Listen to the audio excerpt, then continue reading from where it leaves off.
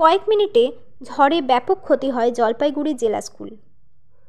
পরিস্থিতি স্বাভাবিক হওয়া পর্যন্ত স্কুল বন্ধ রাখার সিদ্ধান্ত স্কুল কর্তৃপক্ষের। রবিবার বিকেলে ঝড়ে ব্যাপকভাবে ক্ষতিগ্রস্ত হয় জলপাইগুড়ি সদর শহর সহ বিভিন্ন এলাকায়। এর পাশাপাশি এক বিশাল ক্ষতি হয় জলপাইগুড়ি শহরের অত্যন্ত ঐতিহ্যবাহী স্কুল জেলা স্কুলের। স্কুলের টিনের ছাদ উড়ে গিয়ে ক্ষতিগ্রস্ত হয়েছে ক্লাসরুমের। এছাড়া বিভিন্ন জায়গায় গাছ পড়ে ক্ষতি হয়েছে মূল স্কুল ভবনেরও। গাছ পড়ে বন্ধ হয়ে যায় স্কুলের 3টি প্রবেশপথ। সমস্যায় স্কুল কর্তৃপক্ষ। এই বিষয়ে জলপাইগুড়ি জেলার স্কুলের প্রধান শিক্ষক ধর্মচাঁদ বাড়ুই জানান, রবিবার বিকেলে ঝড়ে বিপুল পরিমাণে ক্ষতি হয়েছে জেলা স্কুলের। গাছ পড়ে বন্ধ হয়ে যায় স্কুলের 3টি প্রবেশপথ। এছাড়াও গাছ পড়ে গিয়ে স্কুল ভবনের বিভিন্ন দেওয়াল ভেঙে যায়।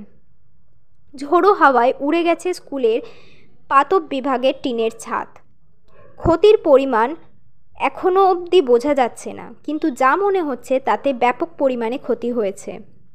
আমরা প্রশাসনকে জানিয়েছি, কাল স্কুল খোলা রাখার বিষয়ে এখনও সংশয় আছে। ঝড়ে আমাদের স্কুলে একটা মেসিভ ক্ষতি হয়েছে। সমস্ত গাছগুলো পড়ে গেছে। গাছগুলো পড়ে গিয়ে দুই দিকে দুটো রাস্তা, মর্নিংয়ের রাস্তা এবং এই যে রাস্তাটা, স্কুলের দুটো গেটই প্রায় বন্ধ হয়ে গেছে।